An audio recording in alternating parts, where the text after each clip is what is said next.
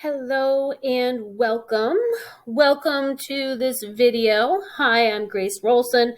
I'm the author of Coparenting with a Narcissist, 7 Self-Rules to Stay Sane, and other books available on Amazon. This is the 5 factors that can make a narcissist stop if you are dealing with a narcissistic co-parent. So hello, I'm Grace. I help motivated mothers who are forced to co-parent with a narcissist maintain their sanity, save their custody cases, and enjoy their children's one and only childhood. I do this by teaching my 3-part strategy and using what I call skillful means. I share my tips, tools, and success strategies with moms, and I help moms get stable and be smart. It's not just truth, but wisdom applied that sets us fully free from the narcissist.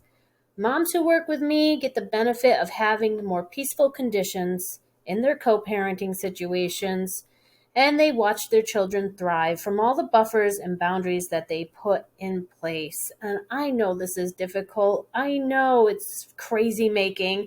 It's a crazy making experience to co-parent with a narcissist. I get it. I was once there too. It pushed all my buttons, but it pushed me to grow. And I came out stronger than before. So know that you're not alone and you do not have to do this alone. So I'm going to share with you a recent blog that I wrote on the 5 factors that made the narcissist stop. So if you're feeling under attack, which is what I call co-parenting abuse, you can find more about that on my blog. There are ways to de-escalate and diffuse an angry narcissist, and I had to get very skillful with this. So you feel stuck. You're forced to co-parent with a narcissist. It feels like having, your own personal terrorist. Not fun. He's angry you left or that you're withholding narcissistic supply. If you find yourself in a situation with a bitter, resentful, vengeful ex who's a narcissist, you may find that he can use all kinds of abusive tactics that are subtle and passive-aggressive. And I call this co-parenting abuse. It was the way my ex would continually abuse me using the legal system, our child, and other court professionals, including our child's pediatrician. I went through this hell on earth, and now I'm on the other side. Thankfully, I discovered ways to make him stop hating me so much. I used skillful means to dissipate his anger, which eventually stopped the attacks. It took time for my efforts to work, but it was totally worth it.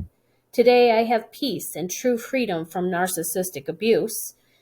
It has also benefited our child to have less hostility and paper bullets of family court flying. This is my guidance, and these tips are based on my lived experience, and they're not therapeutic methods for dealing with a personality disordered individual. So I have a disclaimer. This is mom-to-mom survivor wisdom shared. If you're dealing with domestic violence, DV, please work with a domestic violence counselor to develop a safe plan or contact the National Domestic Violence Service or hotline for support. I'm not a qualified crisis caseworker, therapist, or legal professional, so this video and the accompanying PDF can't be relied upon for guidance when it comes to safety measures. If necessary, you may need to involve the DV agency and or local authorities and police to get official protection and interventions in place. Personally, I used a DV counselor for 6 years to establish safety for myself and my child. I often had to speak to the local police. So here are some protective factors that I used to make my narcissistic ex stop targeting, harassing, and attacking me. These may work for you too. Know that these aren't the only factors I use to get peace with the narcissistic co-parent. To learn more, I'm including how I built the team of 10 and support. And that's in my first book, Co-Parenting with a Narcissist, 7 Self-Rules to Stay Sane. That's the first book in this mom series. That's available on Amazon. Are you in search of peace? I was. All I wanted as a single mom with a special needs daughter was peace. I longed for it amid the crisis and the cries, of my colicky toddler and the calls from my lawyer. I felt like I burned the candle on both ends and I was stuck in the middle, exhausted by everything. I felt burnt out. I was weak, vulnerable, and still grieving the loss of my dream of a happy home and family with the man I loved, the man he couldn't be. I had to painfully get through the holidays and all my child's firsts as a single parent, pulling all the weight and then some. It didn't help that he counter-parented me or opposite parented me to make it much harder. The things he would do made our baby's naps, feeding, and diaper rashes worse with his neglect. He hated me telling him what to do and rebelled at the expense of our child. Once my lawyer explained that my ex was a narcissist, and that's why our custody battle dragged on and on, I decided after the 6 years, it was time to combat this by launching a self-study on how to deal with people like him. Desperate to make this abuse by proxy, him using the family courts against me, to stop, I began calling in experts on disordered men and asked for advice on how to make this madman stop attacking me using family court, which was the new stage of my ex's abuse. He told me it was simple. Implement these 3 things over and over. 1, accountability. 2, monitoring. 3, consequences. It sounded simple, sure, but I knew it would take lots of work to implement these 3 factors. It was my job to get creative on how to issue these when we weren't together anymore. This is when I stepped into the microscope of the family court, quote unquote, as an active and willing participant instead of being a victim. I did this so the courts could issue consequences, which would become how I escaped being the target of blame, the TOB. I was careful and ensured not to issue consequences to the narcissist through our child and to keep her out of this entire battle.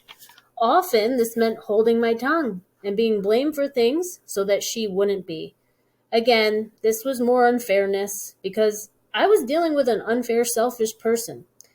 As my friend, mom mentor told me while I was in the fire of family court, "You have big shoulders," she said.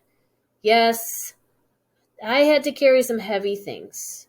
This included injustice, pain, blame, and burdens. Here are 5 things that I did and I implemented with those 3 factors in mind that turned the narcissist off from targeting me with his anger. Number 1, be mature. My maturity repelled the narcissist. When I realized how immature he was acting, for example, he employed name-calling, drama, and started lies with gossip, and when I stepped into an adult role, he was turned off. Using maturity completely removed his desire to deal with me. When I sounded like a responsible, capable adult, he ran off, often leaving the conversation. It got too businesslike and boring to talk with me. I practiced restraint of tongue and text. I didn't reply to ridiculousness. I didn't even engage the crazy stuff, but rather ignored it, like an adult would, a disrespectful child that's not theirs to discipline. Instead, I secretly documented all his absurd claims in a list of false allegations. I numbered them 1 to 100 so that professionals could see his pattern. At one point in co-parenting therapy, when he was least expecting it, I confronted him with this list, easily rattling it off like a list of facts, with details and dates and etc., thanks to my diligence. He was stunned into silence and became exposed to the therapist. He was being held accountable for his abuse, what I call co-parenting abuse, in front of a professional. And he now knew that I was monitoring him. The consequence of being exposed meant that the therapist would see his pattern and then write her final report to the judge, keeping in mind the crazy list of allegations that she couldn't unhear. It sounded more and more absurd the more claims that I read aloud because she had gotten to know us over several months, and there was no way that one loving mom could be all those bad things at once. It was like the compilation of all his small cuts and digs against me that showed his true, uncooperative, nasty colors. Some things do add up to crazy, and it wasn't me. Number 2, hire a better attorney. I made a bold move that didn't go unnoticed by the narcissist. When it was clear that he demanded a family court fight for his self-esteem, ego, not actually because he wanted more time with our daughter, I had to rise to the occasion. I didn't want to fight. I wanted peace. But peace at all costs was costing us too much at that time. I realized that if any country was going to war unprepared for a potential battle, we would call it crazy or ignorant. I had to stop being delusional that the narcissist would want peace and eventually come to his senses, quote unquote, while he planned to legally run me over. Truth is, he didn't have any senses to come to. Coming to my senses meant arming for any battle he would launch. I prepared by retaining a competent family law attorney to have at my side and on my case. When my ex saw I was capable of defending myself, he stopped pursuing battle because it was costing him too much to attack and it wasn't as effective anymore. Then, when he saw that I would readily file my own contempts of court, which are disputes against a court order, coming to my senses meant arming for any battle he would launch. I prepared by retaining this competent attorney. When he saw this, my new high-powered attorney, he backed down. And this is my 3-part approach. 1, have a solid defense with organized documentation, safeguarding against parental alienation claims. 2, having an offense ready with a capable family law attorney. 3, be a great mom. I was healing, learning, growing, and enjoying my freedom from a relationship with a narcissist. And I was enjoying being part of my child's one and only childhood. That's my 3-part approach. Now to continue on with my 5 factors. Number 3, plan an offense. To stop always being on the defense, I had to strategize an offense. Going after people wasn't in my nature. But after playing defense for many years and watching the narcissist chip away at my parental rights with tactics, games, and manipulations, I had to step up. To prepare, I strategized with experts, my team, and a new attorney on how to have the best offense. This meant keeping track of his contempts, listing his noncompliance and no-shows, documenting extra time he gave me to do all his parenting responsibilities, and having this organized and ready for court hearings or trials. Part of my offense included asking the judge for items to be included in part of our court order, whether it be more restrictions or additional money for our child's activities. This made court cost the narcissist more money and spelled things out in black and white, so there was no gray area for him to play in. It showed him that I was not someone to mess around with anymore. Every time we went to court, it cost him money, and he would be held accountable while having to pay, sometimes even my attorney's fees, his attorney's fees. Court was monitoring him, and so was I. P.S. I asked for about 15 things to be implemented in our final court order, and the judge issued about half of them. Of those things were many items that my ex hated. Number 4, stop giving the narcissist narcissistic supply. I learned that we teach people how to treat us based on the way we react and respond or don't. I stopped reacting and thought carefully of the best responses, offering no responses often. This is how I stopped granting the narcissist my energy. It was like shutting off the faucet of my fear. I stopped feeding him my fear, pain, agony, and worry in each text, email, and message. It turned out that my care for our child was a vulnerability he used as a weapon to torture me psychologically. I had no idea the amount of energy he was extracting from me. It was his narcissistic supply. It was the notion he was significant enough to affect me. All I knew was I was drained physically, mentally, and psychologically, while he was energized from every exchange. When I stopped responding, it cut off that supply. First, he escalated a bit, but then I watched his attacks die out. There was always boundary backlash to deal with and to breathe through. Instead of answering him, I got emotional support from my therapist, DV counselor, and narcissistic abuse expert coaches on how to process such a toxic person and deal with them. I gave my pain to the trusted, safe people who were professionally able to handle this type of crazy making that my ex dished out. I realized that my friends and family couldn't even fathom such disdain and hatred towards me and were at a loss on how to help. Many of them burnt out from hearing the legal battle go on for a decade, so I needed to seek out other people to vent to. By seeking out specialized support, it helped my friendship stay intact and prevented our time together from becoming legal or emotional strategy sessions. I needed to have fun and friends to balance out how serious my life had become from a custody battle. And number 5, stop being the narcissist target of blame, the TOB. I stumbled upon this truth. I was the narcissist target of blame. I had no idea that he had to have someone to blame all the time. This started when he lost control of me and I broke up with him. His fragile ego couldn't deal with it, so instead he blamed me solely and entirely for pretty much everything that went wrong in his life up to that point. In his warped mind, I was the enemy, quote unquote, to destroy, and this made life hell for me. However, when I stumbled upon experts teaching me to plant positive seeds and use neutralizing we statements, which are used to disarm anyone with a vendetta, I was curious if this would work in my case. But who would be the narcissist TOB if I weren't it, if it wasn't me? He was a chronic blamer, incapable, as a narcissist, to take responsibility for a mistake, flaw, or error.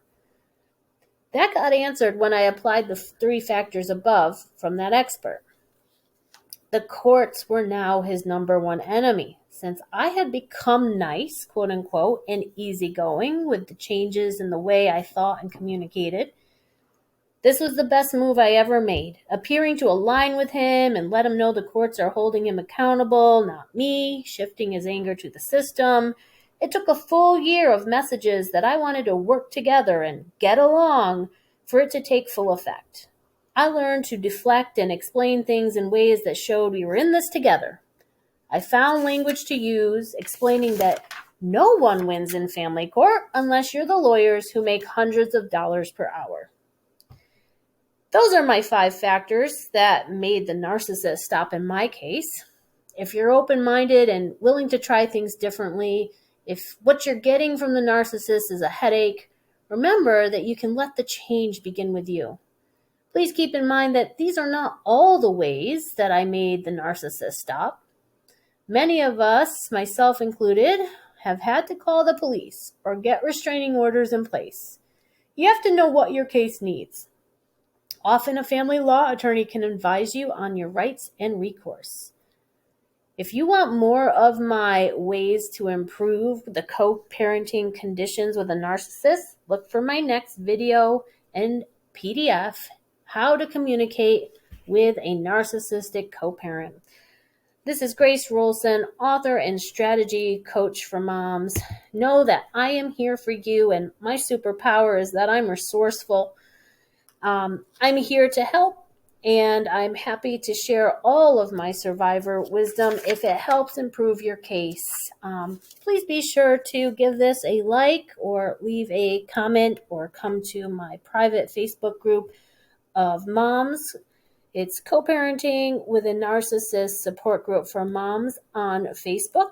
All of my books are available on Amazon. The links will be in the description below, and I suggest you read them in order 1 through 4. So the orange yellow one with the daffodil on the front is the first one in that series.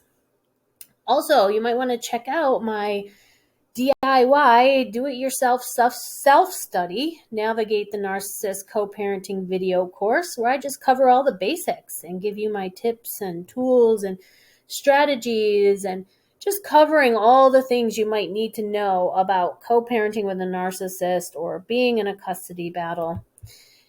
Here are some of my words of wisdom that you'll see in my Facebook group. I'm happy to share how I was able to navigate the narcissist and improve the situation and the condition for me and my child. It took a long time. It took expert advice, and I'm here to help if you need one-on-one sessions. Take what you like, leave the rest, and remember my disclaimer that this can't be relied upon. I'm not a therapist or a lawyer, and I am not able to give guidance on domestic violence or serious situations that require the support of authorities. So be sure that you are getting the support you need from the professionals that can help you.